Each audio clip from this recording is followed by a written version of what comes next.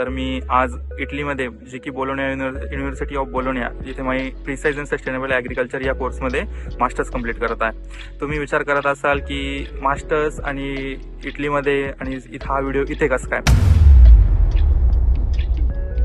2023 सालात डिसेंबर महिन्यामध्ये कॉलेजला आलेले होते सर कोंगे सर आणि पूर्ण टीम सारथीची आलेली होती कॉलेजमध्ये. तेव्हा मला IBPS काय असतं, बँकिंग काय असतं हे माहिती होतं. पण मग सर तेव्हा आलेले होते, पण मला मास्टर्स करायचं होतं. कारण की मी जो कोर्स करतोय तो आहे प्रिसाइज अँड सस्टेनेबल ॲग्रिकल्चर, जो की अजून इंडियामध्ये एकाही विद्यापीठात उपलब्ध नाही.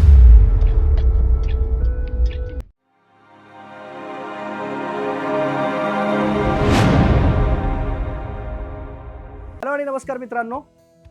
बऱ्याच दिवसांपासून विद्यार्थी विचारायचे, बॅचमध्ये सुद्धा विचारत होते की सर, जर मला पोस्ट ग्रॅज्युएशन अब्रॉडमध्ये करायचं असेल किंवा मला मास्टर्स जे आहे ते अब्रॉडमध्ये करायचं असेल तर अशा केसमध्ये काही अपॉर्च्युनिटीज असतात का, किंवा आपला कोणी विद्यार्थी असा आहे का ज्याचा आतापर्यंत अब्रॉडला पोस्ट ग्रॅज्युएशन तो करत आहे. तर यांच्याचपैकी एक जिवंत म्हणजे माणूस जर त्याने ठरवलं तर तो काहीही करू शकतो. याचं एक चांगलं उदाहरण ते म्हणजे आपल्या बॅचचे 27 ते 2024च्या MCRच्या बॅचचे स्टुडंट, तसेच KK वाघ हॉर्टिकल्चर कॉलेजचे स्टुडंट ओंकार भंडारे. सध्या सारथी इटलीचा प्रवास त्यांनी या ठिकाणी पूर्ण केलेला आहे. विद्यार्थी मित्रांनो, सध्या इटलीमध्ये बेल्गोना नावाची जी युनिव्हर्सिटी आहे त्या ठिकाणी स्वतःचं post graduation sustainable agriculture, precision and sustainable ॲग्रिकल्चरमध्ये सध्या ते पूर्ण करत आहेत. स्वतःचा रिसर्च त्या ठिकाणी ते पूर्ण करत आहेत आणि ही सगळ्याच लोकांसाठी आपल्या अभिमानाची गोष्ट आहे. त्या ठिकाणी त्यांना भारत सरकारकडून किंबहुना महाराष्ट्र गव्हर्नमेंटकडून सुद्धा स्कॉलरशिप मिळते. या बाबतीतली इत्यंभूत माहिती देणारा आपला आजचा हा व्हिडिओ. तेव्हा मी सगळ्यात पहिल्यांदा ओंकार भंडारे यांना खूप खूप शुभेच्छा देतो. नाशिक निफाडचे ते आहेत, त्यांना मी सुरुवातीलाच खूप खूप शुभेच्छा देतो आणि या व्हिडिओमध्ये आपण त्यांच्या बाबतीत आणि त्यांच्या प्रवासाच्या बाबतीत जाणून घेणार आहोत.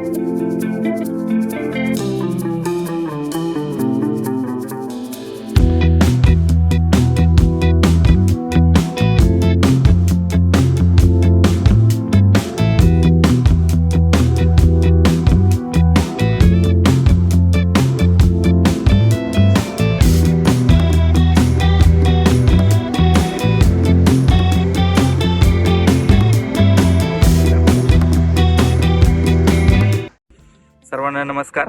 सर्वप्रथम माझी ओळख करून देतो. माझं नाव ओंकार ज्ञानेश्वर भंडारे. मी राहणार कसबे सुकिना, तालुका निफाड, जिल्हा नाशिक. मी माझं BSc हॉर्टिकल्चर हे KK Wagh college of horticulture इथून पूर्ण केलेलं आहे. त्यानंतर मी आज इटलीमध्ये जे की बोलोनिया युनिव्हर्सिटी ऑफ बोलोनिया जिथे मी प्रिसाइज अँड सस्टेनेबल ॲग्रिकल्चर या कोर्समध्ये मास्टर्स कंप्लीट करत आहे. तुम्ही विचार करत असाल की मास्टर्स आणि इटलीमध्ये आणि हा व्हिडिओ इथे कसं काय. तर मी एक सारथी एज्युकेशनचा पार्ट आहे. मी सारथी एज्युकेशन सोबत जुडलेलो आहे. कसं तर सर्व काही सांगतो, इथपर्यंत येण्याचा प्रवास पण सांगतो. सर्वप्रथम सरांचे धन्यवाद की सरांमुळे आज मी इथं आहे. सरांचा त्यामध्ये खूप मोलाचा वाटा होता. सर्व सारथीची टीम आणि सर्व शिक्षक ज्यांनी की मला इथे येण्यास खूप मोठी मदत केलेली होती. सो बेसिकली मी माझं education KK Wagh college of horticulture इथून पूर्ण केलेलं होतं. मला कॉलेजने पण फार सपोर्ट केलेला होता. पण त्यावेळेसच मी कॉलेजला असताना 2023 सालात डिसेंबर महिन्यामध्ये कॉलेजला आलेले होते सर कोंगे सर आणि पूर्ण टीम सारथीची आलेली होती कॉलेजमध्ये. तेव्हा मला IBPS काय असतं, बँकिंग काय असतं हे माहिती होतं. पण मग सर तेव्हा आलेले होते, पण मला मास्टर्स करायचं होतं. कारण की सेकंड इयरला असताना मी बाळासाहेब सावंत कोकण कृषी विद्यापीठ दापोली इथे व्हिजिट केलेली होती. तेव्हा व्हिजिट केल्यावर युनिव्हर्सिटीत असं समजलं की युनिव्हर्सिटीतून मास्टर्स पूर्ण केल्याचे काय फायदे असतात ते तिथे जाऊन कळालं. पण माझ्या डोळ्यापुढे 2 विजन होते, एक तर मास्टर्स अब्रॉडला करणे किंवा इंडियामध्ये करणे. सो मी बेसिकली 29 मे 2024 रोजी सारथीची जी 2025च्या बॅचसाठी जी एक्झाम होणार होती त्याच्यासाठी जी बॅच होती ती मी परचेस केली आणि मी त्या बॅचमध्ये जॉईन झालो. त्यानंतर बॅच जॉईन केल्यानंतर मी कंटिन्युअसली लेक्चर करत होतो. सरांची खूप मदत होती. वेळोवेळी मला डाऊट्स की असल्यावरती मी ऑनलाईन रेकॉर्डेड लेक्चरमध्ये पण विचारायचं किंवा ऑनलाईन जे असेल जसं मी करत होतो तेव्हा, कारण की रावे मुडूचा काळ होता माझा, तेव्हा मी ते सर्व सरांना विचारत होतो. मग त्यानंतर काय झालं, मी साधारणतः जून जुलै महिन्यापर्यंत कंटिन्यू बॅच करत होतो. माझं इकडे येण्याचं मला हे एक माझ्या गावातलेच मित्र किंवा भाऊ म्हणता येईल माझं, त्याच्याकडून हे समजलं की असं पण आहे. पण माझ्या डोळ्यापुढे ते पहिलेच होतं की तो गेलेला होता, मला मी ते बघितलेलं होतं, मला ते करायचं होतं. कारण की मी जो कोर्स करतोय तो आहे प्रिसाइज अँड सस्टेनेबल ॲग्रिकल्चर, जो की अजून इंडियामध्ये एकाही विद्यापीठात उपलब्ध नाही. मी भरपूर चौकशी केली, कोर्स काय आहे, कोर्स स्ट्रक्चर काय आहे तेही सांगतो, पण मग मला ते भेटला नाही. इंडियामध्ये जो पाहिजे होता मला प्लॅटफॉर्म तो भेटला नाही. सो बेसिकली मी इकडे निवडलं. सो त्यानंतर काय झालं, मी कंटिन्युअसली लेक्चर करत होतो. लेक्चर करत असताना माझा डिसेंबर महिन्यामध्ये इंटरव्ह्यू होता, जो की डिसेंबर महिन्यानंतर ऍप्लिकेशन केलं, इंटरव्ह्यू होता. इंटरव्ह्यूला मी जेवढं आपल्या क्लासमध्ये शिकवलेलं होतं त्याचा पुरेपूर मला फायदा झाला. फायदा झाल्यानंतर मी इथपर्यंत येण्यामागं ते पूर्णपणे त्याचं मला जी म्हणता येईल सरांनी एक एक जी कन्सेप्ट शिकवलेली होती ती मला इंटरव्ह्यूमध्ये कामं आली आणि मी आजपर्यंत तो इंटरव्ह्यू इझिली क्रॅक करू शकलो. खूप काही गोष्टी सांगतो. त्यानंतर मी इथं आल्यानंतर मला इथं मास्टर्स कंप्लीट करण्यासाठी माझा जो कोर्स आहे precise and sustainable agriculture, other पण आपल्या ॲग्री रिलेटेड इथे भरपूर कोर्सेस आहे. कसे काय सर्व काही सांगतो. मी सारथी एज्युकेशन जेव्हा स्टार्ट केलं तेव्हा आपण स्टार्टिंगला मी सरांकडून खूप काही गोष्टी शिकल्या. सुरुवातीला बेसिक चालू झालं, त्यानंतर ॲग्रोनॉमी, हॉर्टिकल्चर, सॉईल सायन्स भरपूर साऱ्या गोष्टी होत्या. मी खूप काही शिकलो तिथून, जे की मला इंटरव्ह्यूमध्ये पूर्णपणे कामं आलं. त्यानंतर मी इथपर्यंत येण्याचा प्रवास कसा. सो मी बेसिकली काय केलं, ॲप्लिकेशन केल्यानंतर माझा इंटरव्ह्यू झाला. इंटरव्ह्यू झाल्यानंतर मला रिझल्ट समजल्यानंतर मी इथे ऍडमिशन झालोय. त्याच्यानंतर विजाची प्रोसेस, इझी प्रोसेस असते, खूप काही नसतं. त्यानंतर सारथीचा हा प्रवास होता. त्या प्रवासामध्ये मला खूप काही गोष्टी कळत गेल्या. आपल्याकडे बेसिकली महाराष्ट्रामध्ये मास्टर्ससाठी फार कमी जागा आहेत. ऑदर ICR रिलेटेड पण जागा आहेत, भरपूर जागा आहेत. पण मी हा कोर्स का निवडला हे तुम्हाला मेन गोष्ट मी सगळं सांगतो. या कोर्स निवडला म्हणजे मी तेव्हा इंडियाची जी बेसिक नीड आहे की जी आत्ता इंडियामध्ये एकदम आपण म्हणतो ग्रोविंग अप आहे ती बघितली. त्यामध्ये काय होतं, AI जनरेटेड रिमोट सेन्सिंग किंवा आपला जो येतो एक स्मार्ट डिजिटल फार्मिंगकडे आपला शेतकरी वळत होता. सो आपण जी करत होतो मास्टर्स ते एक पारंपरिक होतं. सो मी बेसिकली निवडण्याचं कारण असं की इथून मला ते एक ऍडव्हान्स नॉलेज भेटत. सो तुम्हाला क्वेश्चन्स असतील की पुढे जाऊन आपल्याला ही डिग्री इंडियामध्ये व्हॅलिड असेल का, याच्यात पुढे जाऊन काही जॉब्स मिळू शकता का, आपण इंडियामध्ये काय करू शकतो, किंवा ही डिग्री करून आपल्याला इंडियात कोणी जॉब देईल का, जॉब भेटतील तर कुठं भेटतील, कसे भेटतील. कारण की हे मेजर क्वेश्चन आहे की जी मुलांना पडतात. कारण की मुलं जे सर्व करताय ते आपण म्हणता येईल की नॉलेजसाठी पण आणि ऍज पर तो त्यांना इन्कम पण पाहिजे असतो किंवा एक जॉब कुठे सिक्युअर करता येईल ही एक मेन गोष्ट असते. सो बेसिकली आपल्याकडे महाराष्ट्रामध्ये जशी डिग्री व्हॅलिड असते, जे आपण महाराष्ट्र MPKV तुम करो, PDKV तुम परभणी युनिव्हर्सिटी कुठून करो, ही दापोली युनिव्हर्सिटीमधून करो की आयदर आपण डायरेक्ट ICR मधून करो, आपली डिग्री व्हॅलिड असते. तशी ही पण डिग्री इथली की जी अब्रॉड डिग्री ही सुद्धा इंडियामध्ये 100% व्हॅलिड असते, म्हणजे असते. सो ही डिग्री व्हॅलिड असते. त्यानंतर आपल्याला याच्यानंतर तिथं इंडिया जॉब भेटता का, तुमचा जो मेन क्वेश्चन आहे. सो हो, डेफिनेटली इंडियामध्ये जॉब्स भेटता. आज माझा एक मित्र आहे, मी त्याचं फक्त BSc हॉर्टिकल्चर झालेलं होतं, त्याला एक AI रिलेटेड कंपनीत काम करतोय. तो जर आज बॅचलर्स असून AI रिलेटेड कंपनीमध्ये जर काम करू शकतो, तर आपण तर मास्टर्स आहे, मी तर मास्टर्स असणार त्या गोष्टीमध्ये, मला डेफिनेटली इंडियामध्ये जॉब भेटणार. इंडियामध्ये मला 100% जॉबची सिक्युरिटी असेल, मी इंडियामध्ये 100% जॉब सिक्युअर करू शकतो. खूप सारे लोकेशन्स आहे, KVK बारामती आहे, आपण आपल्याला तिथे प्लॅटफॉर्म आहे. त्यानंतर आपल्याला बँगलोर सारख्या ठिकाणी जिथे की व्हर्टिकल फार्मिंग, आपल्याकडे हायड्रोपोनिक्स, एरोफोनिक्स यामध्ये खूप सारे जॉब्स आहे.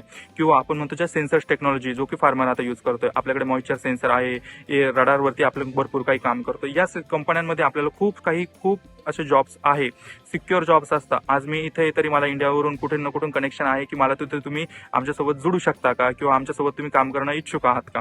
100% आपल्याला इंडियामध्ये जॉब असतात, सिक्युअर जॉब असतो. कारण की जी ही टेक्नॉलॉजी आपण करतोय की अजून 20 वर्षात किंवा 10 वर्षामध्ये इंडियामध्ये खूप ग्रोईंग अप असणार आहे. युरोपमध्ये ऑलरेडी ही गोष्ट खूप ग्रोईंग अप आहे. ऑलरेडी इथे खूप साऱ्या टेक्नॉलॉजीज डेव्हलप आहे.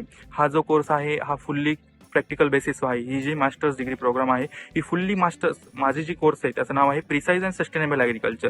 नावामध्येच आहे precise and sustainable agriculture. Precise and sustainable agriculture म्हणजे काय, एखादी गोष्ट, एखादा आजार, एखादा कुठे काय झालेला आहे, समजा आज आपल्याकडे एक ठिकाणी डाउनी मिलेड्यू, पावडरी मिलेड्यू किंवा आपल्याकडे पेस्ट इन्फेक्शन कुठेतरी झालेलं आहे, आपण काय करतो, पूर्ण बागाला फवारणी करतो. पण नाही, या युरोपमध्ये किंवा माझ्या या कोर्समध्ये काय शिकवलं जातं, तुम्ही पर्स्पेक्टिव्हली तुम्ही फाइंड आउट करा की कुठे आपल्याला ऍप्लिकेशन करायचं आहे, त्यानंतर तिथे ऍप्लिकेशन करा. का, याने भरपूर काही फायदे होतात. आपला खर्च वाचतो, कॉस्ट वाचते, अशा भरपूर साऱ्या गोष्टी आपल्या इथं होतात. सो बेसिकली आपला जो कोर्स आहे हा माझा जो कोर्स आहे खूप प्रॉपर डिझाईन केलेला आहे आणि इंडियामध्ये तो खूप ग्रोविंग अप आहे.